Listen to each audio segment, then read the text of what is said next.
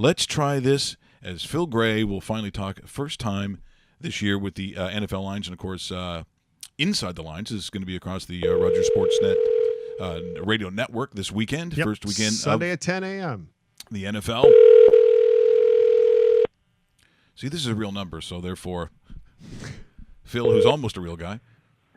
Good morning, Mike Richards. Oh, listen to that, Phil. You see, now your voice is calming me today in a day that I haven't been very calm, to be honest. And I'm working. Am I working? Well, you're you working, all are right. working, my friend, and I got to tell you, this is going to be a very interesting first week in the NFL. And as we've been telling people, we'll send it out again today, that it couldn't be easier in signing with Sports Interaction. You just go to the drop-down menu when you register for the first time, look for Raw Mike Richards, and you will match up to $200 of that first deposit. So you put down $200, you're going to end up getting $400. It can't be easier.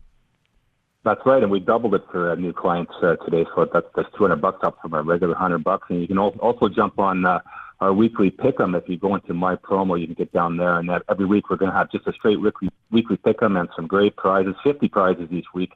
There's going to be $1,000 at the end of the season, and today for our opening week, the winner this week's going to get $750. So you can even go down to 50th place and still get $10. So that's going to be a lot of fun. It's kind of like an office pool, and people really enjoy it. Well, there's a lot of things that they can do on the site, as we all know. But really, when you start talking about the first week of the NFL, and I would think probably doesn't matter necessarily which book you were to talk to, but if it's North American based, this has to be the king of all betting genres, is it not?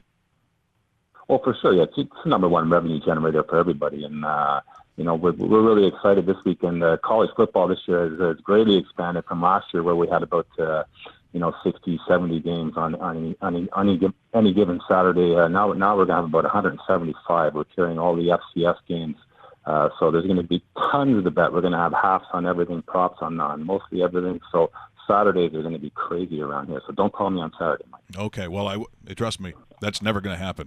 If we're looking, and it's funny that you mentioned, Phil, FCS schools, because for the first time in a while, I think people are starting to understand that some of these teams are pretty good. And for instance, last week before it actually kicks off, an FCS school called North Carolina A&T, they're really good. And they went in and they caused all kinds of problems in the first couple of weeks. They beat Jacksonville State, but they're a very, very good team. There's a lot of Nicholls State goes in, beats Kansas, although my mom and her friends could probably beat Kansas. But there are a lot of FCS schools that people are becoming a little more aware of, and they're causing some problems, so it's great that you have those on there. But I guess if we're taking a look at some of those college picks, there's some big games obviously this week, but I think there's some nice numbers out there if you get in, and I always think you might want to get in a little early, because the one thing about college, and I guess you can speak to this, Phil, if you don't get in on that number that you like early, in college football, by the time kickoffs comes in that last hour, it can really inflate, like bigger than almost any sport I can think of. Yeah, for sure. And there's usually upwards of maybe a dozen games if you want to get it really early on. We can look at the late game on Saturday night, Michigan State and Arizona State. That opened at 4. That's up to 6.5 right now.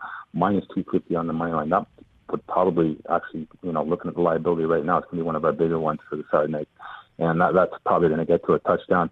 USC and Stanford. Stanford opened at 4. It's at 5.5 now. That's probably going to get over 6. Although USC is kind of a homer team, so we'll probably see some late money on that. It might get there, but that's kind of looking at 1.5, 2 points. Sometimes even a full field goal in college, which actually you're rarely ever going to see in the NFL, except for tonight's game. That's been kind of a strange one. I'm still expecting that late onslaught of Homer Philadelphia money, but it hasn't come yet. But we'll see. Yeah, let's explain that to us, Phil, because when we talked on Sunday on Sportsnet 590, the Fan, that number was at 2.5. Eagles favorite. That's dropped an entire point, and you're expecting a bounce back. You're expecting to jump back to a 2? Where should we look? And if we're betting the Falcons, like this guy is right here, when should I make this bet for the Atlanta Falcons? I'm not going to give away all my secrets, but that actually opened at 4 back in the spring. I mean, that's another thing. NFL week one lines come out, usually late April, early May. So that book has been open for the better part of 5 months. So there's a ton of money in there right now. It came below the hook. I still kind of think that people are gonna jump on that Philadelphia. Could they win by a field goal? Should they win by a field goal? And it's interesting with Philadelphia because they're one of the homer teams in the NFL. I mean, of a handful. Pittsburgh, Green Bay, Philadelphia, the Giants, Patriots. Everybody's got a jersey. Everybody likes them. Everybody has an opinion on them. So they're not really looking at the best price or looking at the best number. It's I think they're going to win. So that's kind of what I'm counting on right now. So I'm going to push Atlanta out and maybe take a bit of a gamble tonight and say that Philadelphia's going to win. Some very interesting games for week number 1. I think that Houston Texan New England Patriots game, now it's still under a touchdown. Of course, there was, Houston lost late last year. Wasn't it another first game of the year where that was a lot tighter than people thought. So this is kind of a question mark for me. And 6.5 points, that's a relatively big number when you start talking about the NFL. Has that moved much since the number has come out? It has not. Rock solid. That opened in the spring at 6.5, and it's still at 6.5. And sitting on some of the public money here on New England, but maybe not as much as we've seen in years past, as people kind of think they're starting to wane. So that game, it's going to stay under a touchdown. I don't see it getting to a touchdown by Chicago. Where's your biggest number this week as far as movement is concerned out of all the games out there? I see that the Cardinals have gone from a pick'em to a -1. Is there any numbers that have moved significantly, or are we still kind of within that point and a half range? The Steelers have opened at 6.5. That's down to 4 now on all that sharp Cleveland Brown money. It's just sharp money, isn't it, Dave? Right? Tampa Bay, New Orleans, that opened at the touchdown. That's up to 9.5, -115 on New Orleans. And everybody seems to be, there's a lot of excitement around New Orleans this year for whatever reason. But the season win totals, there's quite a lot of ability on that. That's going to move to a field goal. I would expect that may get on to 10 by game time. The Tennessee would open at -2.5. They're down to -1.5 right now on some serious home Miami money. That's another funny one. Yeah, and Washington, Arizona, for sure, that opened a pick, and there's absolutely no confidence in Washington in that game. It's pretty good liability in Arizona at -1. Yeah. Interesting, Dave. And you mentioned the Giants being a public team. For Eli Manning, I think there still is some gas that's left in the tank to say that he's not going to be a quarterback of substance. But I really think that the clock is on. But the Jacksonville Jaguars, Dave, don't you think the Jags, I think they're going to have a very good year. So I think that, if that number stays the same, I would be tempted taking the 3 for the Jags on the road. That doesn't bother me. It's interesting in those handful of, homer teams that we like to call them. There's long-term loyalty to those teams, even when they lose. So, people just kind of bet their team because they want to have a couple of bucks down and root for them during the game. And that adds up in sports books, and it certainly becomes a consideration when you're looking at, the Steelers, Green Bay, Giants, Dallas, even, when Dallas was on a losing streak, you're still, on a Sunday night game, if Dallas is playing, even if they're, 5-9 this season, your liability is still going to be on the Cowboys because people want to get down on them. They want to watch the game, have a couple of bucks in, and root for them.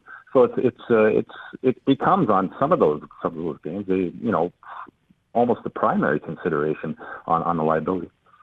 So what's the number? What's the movement? What's the thing that gets Phil Gray looking at it and saying, "Look, this is not a bad play on this particular game." It can be NFL, but it doesn't have to be NFL.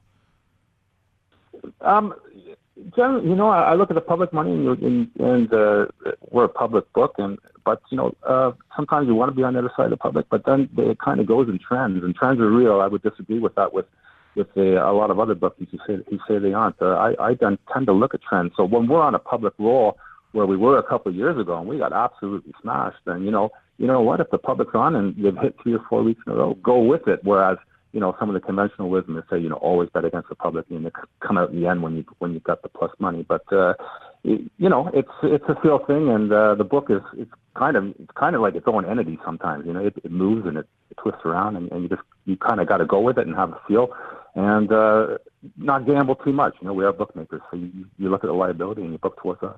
I'm still surprised that that first Monday night game with the Jets is sitting at 6.5, considering this Jet team has a very good defense.